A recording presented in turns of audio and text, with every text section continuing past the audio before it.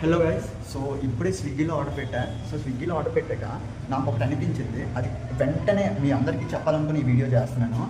ట్యాక్స్లో delivery charges, restaurant packing charges, platform fee ఇన్ని తీసుకొని కూడా ఆ హోటల్స్లో ఎంతైతే ప్రైస్ ఉంటుందో దాన్ని కాకుండా వీళ్ళు సొంతంగా ఒక ప్రైస్ డిజైన్ చేసి మెనూ క్రియేట్ చేసి ఓచర్స్ యాడ్ చేసి కస్టమర్స్కి ఎంత అన్యాయం చేస్తున్నారంటే కస్టమర్స్కే కాదు, ఈ చుట్టూ ఉన్న లోకల్ స్టోర్స్కి చాలా అన్యాయం జరుగుతుంది. అదేదో ఈ వీడియోలో చూసుకున్నాం. We are living in a society. ప్రతి ఒక్కళ్ళకి భయం బాధ్యత ఉండాలి. అంటే ఈ యాప్స్ రాకముందు చాలా వరకు రీటైల్ షాప్స్, హోల్సేల్స్ ఒక కాంపిటేటివ్గా రన్ చేసేటోళ్ళు. ఇంకా ఎక్కడికి వెళ్ళినా ఫ్రెష్ ఫుడ్ అనేది వచ్చేది. ఈ యాప్స్ ఎప్పుడైతే వచ్చాయో వీళ్ళు ఇచ్చే డిస్కౌంట్స్, ఓచర్స్ వలన కన్జ్యూమర్స్ చాలా మంది అట్రాక్ట్ అయిపోయి దీంట్లో ఆర్డర్ పెడతారు. బట్ వాళ్ళు బిజీ షెడ్యూల్ వలన ఇన్ కేస్ ఆ ఫుడ్ బాగోపోయినా ఓకే, ఎందుకంటే వాళ్ళకి కంప్లైంట్ రైజ్ చేసే టైం కదా ఉండదు. అంత బిజీ అయిపోయాం మనము ఇప్పుడు.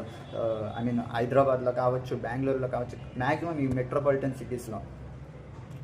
కానీ మీరు ఒక కన్జ్యూమర్ ప్రొటెక్షన్ యాక్ట్ అనేది ఒకసారి తీసి చదివితే మీరు అన్నిటికీ మీరు ఎన్ని దానికి కాంప్రమైజ్ అవుతున్నారో మీకే అర్థమవుతుంది. ఎందుకంటే ఒక ఫుడ్ డెలివరీ టైం కాకుండా కొంచెం ఒక 5 నిమిషాలు లేట్గా వచ్చినా దాని మీద మనం ఆర్గ్యుమెంట్ చేయొచ్చు. ఇంకొకటి, మనం ఏదైతే ఫుడ్ ఆర్డర్ పెడుతున్నామో అది మనం అనుకున్నట్టు టేస్ట్ లేకపోయినా దాని మీద మనం ఆర్గ్యుమెంట్ చేయొచ్చు.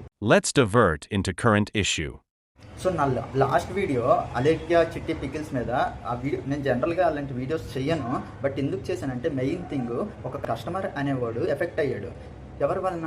ఆ పికిల్స్ వలన. వాళ్ళు ఆన్లైన్లో ఉన్నాం కదా, వీడియోలు చేస్తున్నాం కదా, ఇష్టం వచ్చినట్టు మాట్లాడి ఇష్టం వచ్చినట్టు ప్రైసెస్ వేసేస్తే ఎవ్వరు ఊరుకోరు. ఎందుకంటే నాకు తెలుసు, చిన్నప్పుడు స్కూల్ డేస్లో చూసేటోడిని సైకిల్ మీద రోజంతా కష్టపడి వీధిలోకి వెళ్ళేసి పికిల్స్ అమ్మేటోళ్ళు. సో మనం 5 రూపాయల పికిల్ అంటే ఇచ్చేటోళ్ళు, 10 రూపాయల పికిల్ అంటే కదా ఇచ్చేటోళ్ళు. వాళ్ళు మొత్తం ఊర్లు మొత్తం తిరిగేసి ఈ 5 రూపాయలకి 10 రూపాయలకి ఇచ్చేటోళ్ళు. వీళ్ళు ఇంట్లో కూర్చొని రీల్స్ చేసుకొని ఇంత ఎక్స్పోజింగ్ చేసుకొని పికిల్స్ మాత్రం 1500 రూపీస్, 2000 రూపీస్ వాళ్ళు మాట్లాడే మాటలు ఇంకా. సో దానివల్ల నేను ఎఫెక్ట్ అవ్వడం వల్లనే ఆ వీడియో చేశాను. సో నా మెయిన్ కాస్ అయితే ఎవరినో ఇంపాక్ట్ చేయడానికి అయితే కాదు. నేను ఆల్రెడీ డిస్క్లైమర్ కదా ఇచ్చాను. సో బిజినెస్ చేయాలంటే మీరు ఆన్లైన్లో బిజినెస్ చేయాలనుకుంటే చేయండి, కానీ చాలా జాగ్రత్తగా చేయాలి. నా అలాంటి వాడు ఎవడైనా ఇంపాక్ట్ అయ్యాడనుకో అలా దారుణంగా అయితే ఉంటుంది. ఎందుకంటే మీరు ఆన్లైన్కి వెళ్ళింది, కొంతమంది రోజు వచ్చే డబ్బుల్ని మీరు దోచేసుకుంటున్నారు. ఆన్లైన్లో స్టాల్స్ ఏవైతే ఉన్నాయో వాళ్ళని నేను తప్పు పట్టట్లే. ఏవైతే ప్లాట్ఫామ్స్ ఉన్నాయో వాళ్ళు ఛార్జెస్ తీసుకొని, లెట్స్ ఎగ్జాంపుల్, ఇప్పుడు నేను ఒక వీధిలో ఉన్నాను, ఆ వీధికే ప్రిఫర్ చేస్తాను, ఎందుకంటే దగ్గర ఉంది కాబట్టి అక్కడికి వెళ్ళేసి ఫుడ్ తెచ్చుకుంటా. బట్ ఎప్పుడైతే ఆన్లైన్ వచ్చిందో లాట్ ఆఫ్ నాకు ఆప్షన్స్ చాలా ఉన్నాయి, ఇది కాకపోతే అది కాకపోతే ఇది. బట్ మీరు స్టాండర్డ్స్ అనేది మెయింటైన్ చేయాలి. స్టాండర్డ్స్ మెయింటైన్ చేయకపోతే better discontinue that. Does business require experience or patience? To be frank, నాకు బిజినెస్ గురించి కరెక్ట్ తెలియదు. బట్ బిజినెస్ మ్యాన్ ఎంత కష్టపడతారో నాకు తెలుసు. ఎందుకంటే మా daddy businessman. And morning 9, 10కి వెళ్ళేసి మధ్యాహ్నం ఒక 1 అవర్ లంచ్ చేసి మళ్ళీ ఎప్పుడో నైట్ 9కి వస్తారు. అంటే కంటిన్యూస్గా షాప్లో కూర్చొని కస్టమర్స్ ఎవరైతే వస్తారో వాళ్ళకి కావాల్సినవి చూపించి ఇచ్చేసి, కానీ ఒక్కసారి కదా మీలాగా ఫ్రస్ట్రేట్ అయిపోయి ఇష్టం వచ్చినట్టు మాట్లాడి అది చేయరు. ఎంత ఫ్రస్ట్రేషన్ అంటే ఫస్ట్ బిజినెస్ దానికి రాకూడదు. పేషెన్స్ ఉంటేనే బిజినెస్కి వెళ్ళాలి. నాకు పేషెన్స్ లేదు కాబట్టి నేను బిజినెస్కి వెళ్ళలేదు. Still my brother is a business man, my father is a business man.